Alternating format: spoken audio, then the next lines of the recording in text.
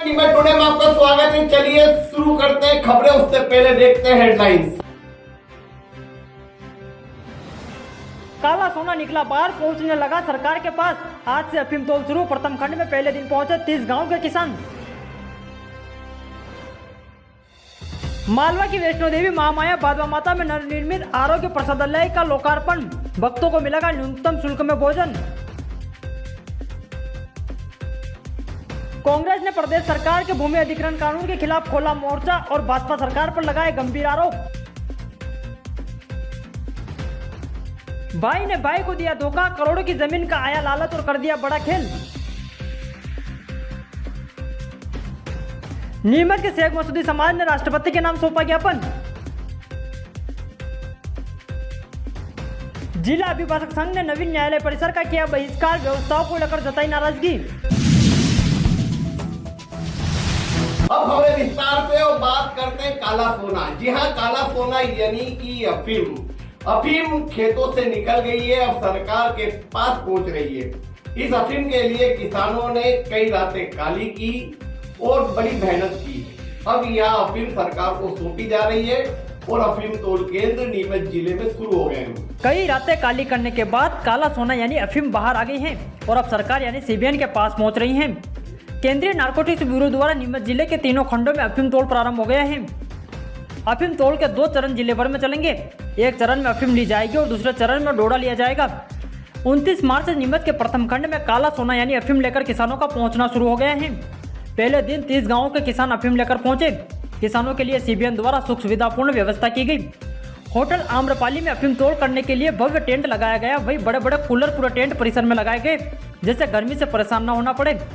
पानी के लिए वाटर कैन और आराम स्थल भी बनाए गए हैं। नीमच प्रथम खंड के किसानों ने सीबीएन की व्यवस्था पर संतोष जताया, वही सुख सुविधा की तारीफ की। प्रथम खंड के जिला अफीम अधिकारी विपिन कुमार ने कहा कि अफीम तोल 2 चरणों में चलेगा। पहले चिराई वाली पद्धति से किसान अफीम ला रहे हैं, दूसरा सीपीआई सिस्टम वाला डोडा का तोल होगा। किसानों के लिए तोल केंद्र पर पर्याप्त व्यवस्था की गई है। सीबीएन इंस्पेक्टर प्रशिक्षित चौधरी ने बताया कि पहले चरण में 210 गाँवों के 3671 किसानों से अफीम ली जाएगी और दूसरे चरण में सीपीआई सिस्टम के तहत 224 गांवों के 2992 किसानों से डोडा लिया जाएगा। नीमच प्रथम खंड के कुल 434 गांवों के 6663 अफीम किसान हैं, जिनसे अफीम और डोडा तोल किया जाएगा। 29 मार्च से 4 अप्रैल तक अफीम तोल चलेगा और 6 अप्रैल से 16 अप्रैल तक सीपीआई सिस्टम के तहत डोडो का तोल चलेगा। सर, आज से अफीम तोल शुरू हुआ है, किस तरह की सुविधाएं किसानों को दी जा रही हैं? किसानों के लिए पर्याप्त सुविधाएं हैं। ठंडे पेयजल से लेकर उनके आराम की भी पूरी व्यवस्था देखी गई है, ताकि उन्हें धूप में अत्यधिक गर्मी से परेशान ना होना पड़े। जी। और इसके अलावा कब से कब तक अफीम तोल चलेगा और सीपीएस का क्या सिस्टम रहेगा? अफीम का तोल, जो कम ओपीएम का तोल है, वो आज 29 तारीख से शुरू होकर 4 तारीख को समापन होगा इसका नीमच प्रथम खंड का। और सीपीएस के तोल का जो कार्यक्रम है वो 6 तारीख से लेकर 16 तारीख तक प्रस्तावित है। अच्छा, अप्रैल महीने में। दूसरी चीज़ सर, ये जो अपने कितने किसान टोटल प्रथम खंड में है और प्रतिदिन कितने किसानों को बुलाया जा रहा है, कितने गांव इसमें कैलकुलेट किए गए हैं?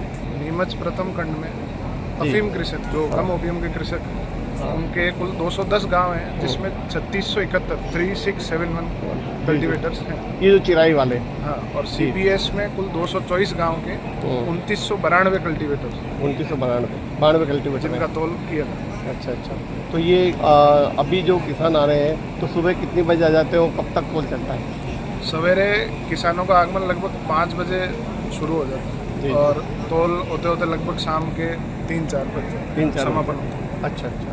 कहीं कोई किसानों की कोई समस्या है कुछ अभी तक? किसानों को ऐसी कोई असहजता या समस्या महसूस नहीं। यदि वो कुछ सूचित करेंगे तो उस संबंध में उचित करें। ठीक है। महामाया भादवा माता के दरबार में एक साथ 2 सांसद पहुंचे। लोकसभा सांसद सुधीर गुप्ता और राज्यसभा सांसद बंसीलाल गुर्जर, और इनके साथ थे नीमच के विधायक दिलीप सिंह परिहार। इन तीनों नेताओं ने भादवा माता में प्रसाद लाए का शुभारंभ किया और नवरात्रि में भक्तों को माता रानी का प्रसाद मिलेगा और सहजता से दर्शन भी हो सकेंगे। मालवा की प्रसिद्ध वैष्णो देवी महामाया भादवा माता में आने वाले श्रद्धालुओं और बीमार यात्रियों के लिए मध्य प्रदेश पर्यटन विकास निगम भोपाल द्वारा नवनिर्मित आरोग्य प्रसादालय भवन का लोकार्पण आज किया गया। इस अवसर पर राज्यसभा सांसद बंसीलाल गुर्जर, लोकसभा सांसद सुधीर गुप्ता, जिला पंचायत अध्यक्ष सज्जन सिंह चौहान, एडीएम लक्ष्मी गामड़, सरपंच मिट्टू भाई सुरावत और एसडीएम संजीव साहू सहित अन्य अतिथि उपस्थित थे। इस प्रसादालय में न्यूनतम शुल्क पर भोजन की व्यवस्था की जाएगी, जिससे श्रद्धालुओं और यात्रियों को सुविधा मिलेगी। कार्यक्रम की शुरुआत कन्याओं के पूजन से की गई। इसके बाद मां बाधवा माता और सरस्वती माता के चित्र पर माल्यार्पण कर तथा दीप प्रज्वलित कर शुभारंभ किया गया। इस दौरान अतिथियों ने टोकन प्राप्त कर आम श्रद्धालुओं के साथ बैठकर प्रसादालय में प्रसादी ग्रहण की। यह पहल यात्रियों के लिए एक महत्वपूर्ण कदम साबित होगी, जो बाधवा माता मंदिर में दर्शन के दौरान भोजन की सुविधा की तलाश में रहते हैं। कांग्रेस के प्रदेश प्रवक्ता समर सिंह आज नीमच में पहुंचे और गांधी भवन में प्रेस वार्ता की। उन्होंने भूमि अधिग्रहण बिल को लेकर कई सवाल उठाए और कहा कि अगर यह बिल आ गया तो किसान बर्बाद हो जाएगा, उसकी खेती की जमीन उद्योगपतियों को दे दी जाएगी। जिले के कांग्रेस कार्यालय गांधी भवन में भूमि अधिग्रहण कानून के खिलाफ कांग्रेस ने प्रेस वार्ता आयोजित की। इस दौरान नीमच मंदसौर लोकसभा क्षेत्र के प्रभारी और प्रदेश प्रवक्ता समर सिंह ने इस कानून को किसान विरोधी करार दिया और सरकार पर किसानों की जमीन छीनकर भूमाफिया तथा उद्योगपति को सस्ते दामों पर देने का आरोप लगाया। समर सिंह ने कहा कि यह कानून किसानों के हित को नुकसान पहुंचाता है। सरकार किसानों की जमीन को अवैध रूप से अधिग्रहित कर भूमाफिया और बड़े उद्योगपतियों को सौंपना चाहती है, जिससे आम किसानों को शोषण होगा। उन्होंने प्रदेश सरकार पर किसानों के साथ अत्याचार करने का भी आरोप लगाया और कहा कि कांग्रेस इस कानून के खिलाफ विरोध प्रदर्शन करेगी। कार्यक्रम के दौरान जिला कांग्रेस अध्यक्ष अनिल चौरसिया, ब्लॉक कांग्रेस अध्यक्ष राकेश अहिर, मोनू लोक्स, नेता भगत वर्मा और नगरपालिका के नेता प्रतिपक्ष योगेश प्रजापति सहित अन्य कांग्रेस नेता और कार्यकर्ता उपस्थित थे। देखिए, पहली बात जो भूमि अधिग्रहण कानून है 2025, इसको अगर आप देखें तो व्यापक तौर पे ये एक अत्याचारों में से भी सबसे बड़ा अत्याचार जो है भारतीय जनता पार्टी और मोहन यादव जी की सरकार इन किसानों साथ में करने जा रही है। अगर इसे समय रहते नहीं रोका गया तो हर व्यक्ति इस प्रदेश का अपनी ज़मीन के अधिकार से जो है वो वंचित हो जाएगा और वंचित होने के साथ में उसे मुआवजे के रूप में कुछ भी नहीं मिलने वाला। हम आप लोगों के माध्यम से इस प्रदेश की जनता का, उन हर व्यक्ति का ध्यान आकर्षित करना चाहते हैं इस काले कानून पर, जो कि किसानों से संबंधित है, किसानों के अन्न पर आज जीवन यापन कर रहा है। क्योंकि किसान नहीं रहेंगे तो देश की क्या स्थिति होगी, ये आप और हम जो है उसको इमेजिन भी नहीं कर सकते हैं। क्योंकि विश्व की सबसे बड़ी अर्थव्यवस्था और एकमात्र अर्थव्यवस्था है जो कि पूरी तरीके से कृषि पर आधारित है, और वहीं पर किसानों को अन्न देवता और अलग अलग नामों से अलंकृत करने वाली सरकार जो है उनके साथ में पीठ पीछे किस प्रकार का ये धोखा कर रही है, ये आपको जनता तक पहुँचाना पड़ेगा। ये जिम्मेदारी कांग्रेस के साथ में, पत्रकार साथियों के साथ में, उस हर व्यक्ति की इस प्रदेश में की है कि इस प्रकार के काले कानून को वह पुरजोर विरोध करे। कांग्रेस किस तरह से विरोध करेगी और क्या उसके लिए कार्यक्रम बनाया कांग्रेस? प्रदेश कांग्रेस कमेटी के अध्यक्ष माननीय जीतू पटवारी के निर्देश अनुसार हम किसानों के साथ में खड़े हुए हैं, इस काले कानून के विरोध में हैं, और जिस भी प्रकार से संविधान, इस देश का संविधान हमें अधिकार देता है प्रदर्शन करने के, आंदोलन करने के, उस हर प्रदर्शन का हम उपयोग करेंगे जब तक कि ये जो बिल है इसको वापस नहीं ले लिया जाता। आपने उज्जैन सिंहस्थ के माध्यम से भी भूमि को लेकर सरकार की ओर से कब्जाने की बात है, इसको लेकर जाते हैं। देखिए, सिंहस्थ क्षेत्र के में जो जिस प्रकार से वहाँ का कहा जा रहा था कि सिंहस्थ में बार बार जो है हर 12 साल के अंदर आपको पंडाल बनाने पड़ते हैं, हर 12 साल में अखाड़ों के लिए को आपको डेवलप करके देना पड़ता है, उससे बहुत खर्चा होता है, और उस खर्चे को बचाने के लिए जो है हम परमानेंटली जो है वो अस्थायी रूप से वहाँ पर पंडाल बना देंगे किसानों की ज़मीन लेकर। लेकिन आपको समझने की ज़रूरत है टेक्निकली कि अगर वो कोई भी ज़मीन आप ले लेते हैं और वहाँ पर बना लेते हैं तो क्या साधु संत 12 साल वहीं पर रहेगा, उज्जैन में रहेगा? क्या उसे अन्य कुंभों में नहीं जाना? क्या उसे अन्य अर्ध कुंभों में नहीं जाना?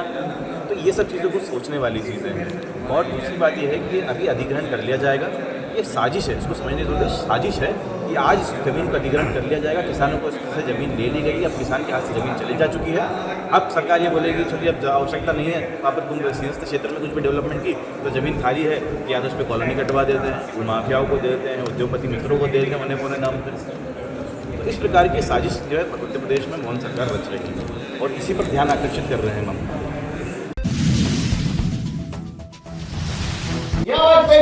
ब्रेक के बाद दिखाएंगे आपको कुछ और खबरें।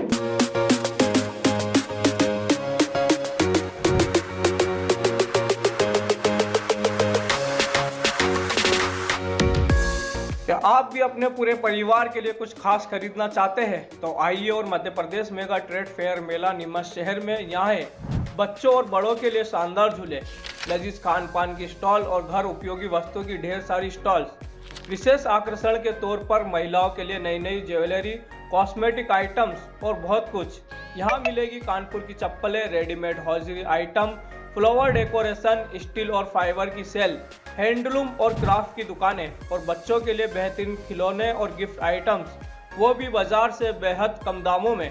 आइए और मुंबई चौपाटी की मशहूर बेलपुरी, कोटा के सुपर सॉफ्टी पॉपकॉर्न, ताजे फलों का जूस, उज्जैन की फेमस मटका कुल्फी और बहुत कुछ स्वादिष्ट खाने का लुत्फ उठाइए। समय सुबह 11 बजे से रात 10 बजे तक। स्थान पुरानी नगर पालिका, मैदान, बंगला नंबर 60, नीमच। यहाँ है एक सुनहरा अवसर जहाँ आप खरीदारी के साथ साथ मजेदार मनोरंजन का भी आनंद ले सकते हैं।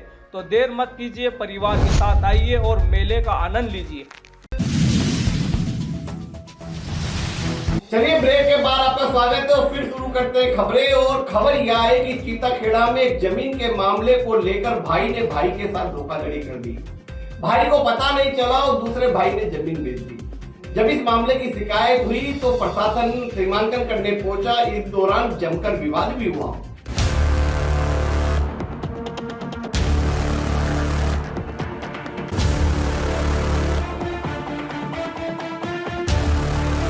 जिले के चिताखेड़ा गांव में जमीन की धोखाधड़ी का एक बड़ा मामला सामने आया है, जहां भाई ने अपने भाई के साथ धोखा करते हुए करोड़ों की जमीन बेच दी। यह मामला तब सामने आया जब प्रशासन की टीम ने मौके पर जाकर जमीन का सीमांकन करने की कोशिश की, लेकिन दो भाइयों के बीच विवाद बढ़ा तो प्रशासन को वापस लौटना पड़ा। पूरे मामले में चिताखेड़ा निवासी पीड़ित चतुर्भुज सालवी ने बताया कि उनका पैतृक गाँव पिपलोन है और उन्होंने अपनी मेहनत और निजी पैसों से करीब 20 बीघा जमीन चिताखेड़ा में आकर खरीदी। लेकिन रजिस्ट्री के दौरान दलालों के बहकाव में आकर उन्होंने अपने भाई चांदमल सालवी का नाम भी लिखवा दिया। चतुर्भुज ने यह स्पष्ट किया है कि इस जमीन पर उनके भाई चांदमल सालवी का कोई हक नहीं है। उनके भाई ने बिना अनुमति से जमीन बेच दी। जब प्रशासन की टीम शुक्रवार को जमीन का सीमांकन करने के लिए मौके पर पहुंची तो दो भाइयों के बीच विवाद उत्पन्न हो गया। हंगामे की स्थिति को देखकर प्रशासन की टीम को वापस लौटना पड़ा। अब पूरे मामले में देखना यह होगा कि कागजों की गड़बड़ी की वजह से चतुर्भुज सालवी द्वारा खून पसीने की मेहनत से खरीदी हुई जमीन का प्रशासन किस तरह से उन्हें न्याय दिलाती है। 10 बीघा बड़ा खाता है, 20 बीघा तो जी कमाएगी, शासन से कुछ लाभ मिलेगा क्या, ऐसे उन्होंने राह दी। ठीक है, ये भी अच्छी बात है भाई, जो 10-10 बीघा का नाम, अब नाम किसका दिलाएं भाई और सब तो ऐसे है। लेकिन वहाँ भाई एक वो उसकी पत्नी ने कहती कि मेरे लोग का तो कहीं जगह नाम ही नहीं है ने, इन्हीं के पटेल यही है नहीं, ऐसे जो बन को अणी छोरी को जीव है तो आप का धनी को नाम दे।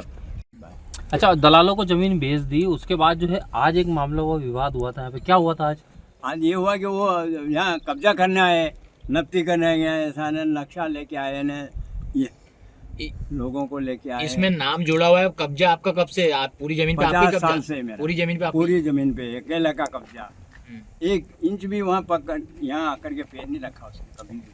अच्छा बाबू जी, आपका पैतृक गांव जो है वो पिपलोन है। पिपलोन है। वो आप छोड़ के आए थे, वहाँ से और यहाँ तक का सफर कैसा रहा? मतलब वहाँ पे क्या हुआ था जो छोड़ना पड़ा? नहीं, कोई कुछ नहीं हुआ। मैंने यहाँ खरीद ली है जमीन, ये खरीदी। मेरी बहन यहाँ रहती है, वो मेरे दामाद जो बोले बहनों ही के यार के यहाँ बिक रही है ना, सस्ती है ना, आप मैं भी अकेला हूँ ना, यहाँ पास में आ जाओ। देखा देखो खरीद हुआ भाई, ये बात। जब 50 साल से आपका कब्जा है ना? हाँ। तो और रजिस्ट्री में केवल उनका नाम है। हाँ। तो हस्तक्षेप क्यों कर रहा है? अब आपके मतलब क्या चाह रहे हैं आप? पट्टा तो एक तरीके से आप ही के नाम है। हाँ बिल्कुल भाई। क्या चाहते हैं आप लोग? अब वो कब्जा करना तो है, चाहते हैं भाई फालतू धुमाल नहीं करे, और क्या चाहें। अभी आप थाने पे भी गए हैं क्या? कल से ऐसे झगड़ा करता है, धुमाल करता है, तो ये गलत नाजायज बात है। अभी आप थाने पे भी गए, शिकायत वगैरह करी? हाँ, सब दूर अभी जेरन से तो आ रहे हैं। आपको कोड़ी कोड़ी यूं तो किधर है? क्या पूरा नाम है साहब मिलिए। आपको नाम कही? मेरा नाम चतुर्भुज है। सूफी संत को लेकर एक पुलिस अधिकारी ने टिप्पणी की। इसको लेकर आज मिरासी मसूदी समाज आक्रोशित हो गया और कलेक्ट्रेट पहुंचकर राष्ट्रपति के नाम ज्ञापन सौंपा। शहर में मिरासी शेख मसूदी समाज शुक्रवार को बड़ी संख्या में कलेक्टर कार्यालय पहुंचे और राष्ट्रपति के नाम एक ज्ञापन सौंपा। आक्रोशित समाजजनों ने कलेक्टर परिसर में पहुंचकर शांतिपूर्ण तरीके से ज्ञापन सौंपते हुए बताया कि संभल में कई वर्षों से मेले का आयोजन किया जा रहा है। उक्त आयोजन परंपरागत तरीके से सूफी संत सैयद सालार गाजी रहमतुल्लाह की याद में मनाया जाता है, जिसमें लाखों करोड़ों हिंदू मुस्लिम भाई शामिल होते हैं। वहीं उक्त मेले में आयोजन में शासन प्रशासन के नियमों को भी ध्यान में रख पालन किया जाता है, परंतु एक शासकीय सेवक पुलिस अधिकारी एएसपी श्रीचंद द्वारा सैयद सालार गाजी रहमतुल्लाह की शान में गुस्ताखी की गई तथा अभद्र टिप्पणी कर अपशब्दों का प्रयोग किया गया, जिससे शेख मसूदी समाज के समाजजनों में आक्रोश व्याप्त है। दिए गए ज्ञापन में मांग की गई उक्त पुलिस अधिकारी को निलंबित करने की कार्रवाई की जाए। सबसे पहले तो मैं शेख मसूदी समाज की तरफ से तमाम को ईद मुबारक की पेश करता हूँ। उसके बाद जिस तरह से अभी इस वक्त सईद सालार मसूद गाजी रहमतुल्लाह ताला अलैह की बारगाह के अंदर जो पुलिस अधिकारी हैं जिन्होंने बद्दे अल्फाज बोल करके हमारी सरकार की शान में गुस्ताखी की है, जिनसे हमारा सिलसिला है। हमारे घर में अगर कोई शादी होती तो सबसे पहले उनका चिराग जलता है। हमारे यहाँ राती जगह होता है, उनके बगैर हमारे कोई काम नहीं होते हैं। इसलिए हमारे को बहुत बड़ी ठेस लगी है। जिसने इस तरह के अल्फाज कहें उनके साथ कड़ली से कड़ली कार्रवाई की जाए। और जिस तरह वो उर्स होता है वहाँ सिर्फ हमारा ही नहीं, मैं खुद वहाँ जाकर के आया हूँ, हिंदू मुस्लिम सिख ईसाई सभी उनकी बारगाह में आते हैं और झूले पेश करते हैं।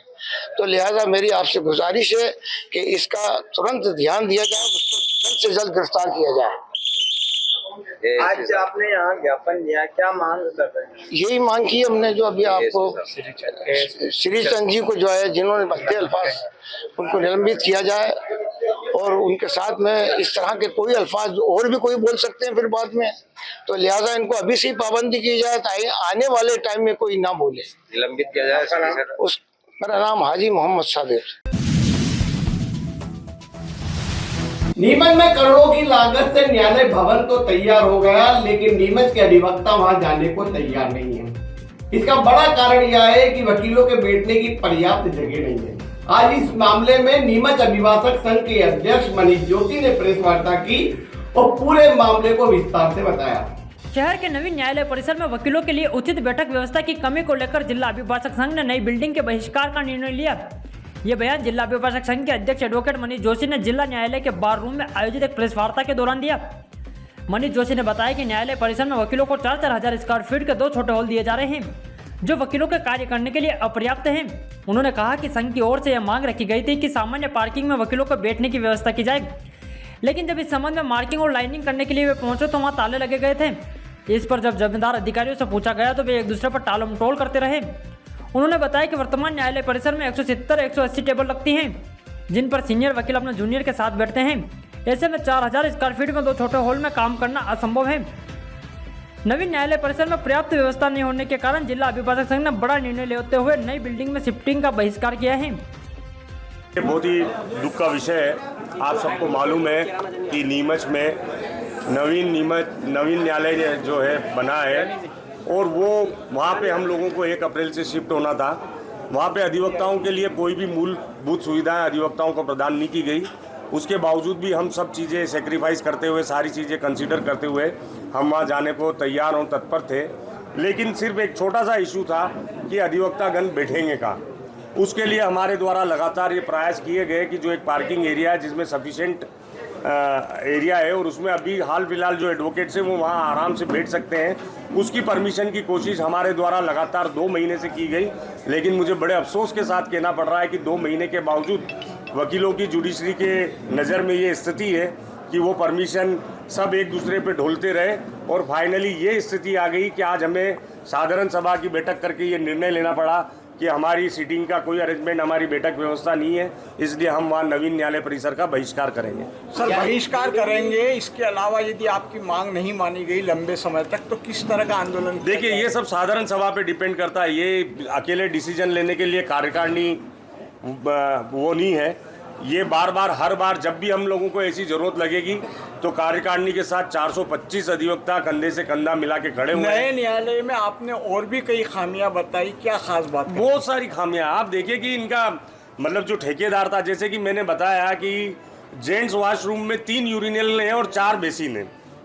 और सबसे बड़ी बात कि जो महिलाओं के लिए, मुझे आज पता चला, हमारे एक सीनियर एडवोकेट हैं दिनेश शर्मा जी, उनने जब कोर्ट बिल्डिंग वहाँ विजिट करी तो वो आज अपने स्पीच में बता रहे थे कि जो महिलाओं के स्तनपान का जो रूम है उसमें जेंट्स टॉयलेट है। मतलब ऐसी बहुत सारी खामियां, उसमें जेंट्स टॉयलेट है, स्तनपान रूम है, लेकिन टॉयलेट उसमें जेंट्स है। 3 आप यूरिनल बना रहे हो, 4 आप बेसिन बना रहे हो। मतलब तमाम अव्यवस्था है उस बिल्डिंग में। जो आपने डिसीजन लिया, जो कि इतना बहुत बड़ा डिसीजन है, आप लोग परेशान हैं, जो लोगों की लड़ाई लड़ते हैं, ऐसे में आपकी क्या किन किन लोगों से बातचीत हुई, क्या बातचीत मांग रखी गई, क्या समाधान रहा? देखिए, हम लोग बहुत आहत हैं, और आहत इसलिए है कि जुडिशरी और जुडिशरी के कर्मचारियों के द्वारा पूरे अधिवक्ता संघ नीमच को जलील किया गया, ताला लगा दिया गया अचानक, और उसके लिए ये स्थिति उत्पन्न हुई। और जैसा कि मैंने कहा कि नीमच से लेके पूरी न्यायिक प्रक्रिया में जबलपुर तक हमारे आदरणीय पोर्टफोलियो जज, हमारे पीडीजे, आरजी साहब, सीजे साहब के ओएसडी, सीजे, सबको हमने पत्र भेज रखा है, लेकिन आज तक कोई कार्रवाई नहीं हुई। और ये बड़ी आश्चर्यजनक बात है कि जब आप लोकल जुडिशरी से बात करते हैं तो लोकल जुडिशरी कहती है कि हमें घंटे और पर घंटे के हिसाब से हाई कोर्ट में हमको अपडेट देना होता है कि हम क्या प्रोग्रेस कर रहे हैं नई बिल्डिंग में शिफ्ट होने के लिए। बिल्डिंग की क्वालिटी पे भी आपने सवाल उठाए हैं? हाँ है, बिल्कुल, आप जाके देखिए, अभी से क्रैक्स आ रहे हैं। मैं कह रहा हूँ कि हम यहाँ 1958 से बैठे हुए हैं, आपको यहाँ एक क्रैक नहीं दिखेगा, और वहाँ अभी से क्रैक्स है। सर, उनको ढकने की कोशिश की जा रही है अभी से। कुल कितने वकीलों की टेबल है और किस तरह की स्थिति? देखिए, अभी हाल फिलहाल हमारे साथ ये है कि अभी लगभग 150 वकीलों की, जो आप ये प्रीमाइसेस देखते हैं, 150 टेबल अभी एग्जिस्टिंग है, और उन 150 टेबल पे आप ये मान के चलिए कि एवरेज 3 से 4 जूनियर हैं। इस तरीके से लगभग 450 एडवोकेट्स होते हैं, लेकिन ये संख्या भी आए दिन बढ़ती जानी है। और उसके लिए अभी हाल फिलहाल जो था वर्तमान में, वो हमारे लिए वो बिल्कुल एप्रोप्रिएट जगह थी कि जहाँ हम आराम से हमारा बैठ के हम हमारे विधि व्यवसाय को सुचारू रूप से चला सकते थे।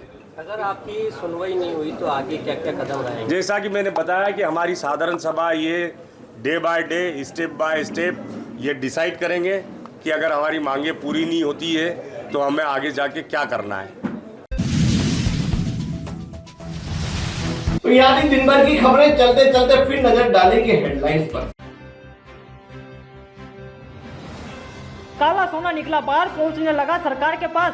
आज से अफीम तोल शुरू। प्रथम खंड में पहले दिन पहुंचे 30 गांव के किसान।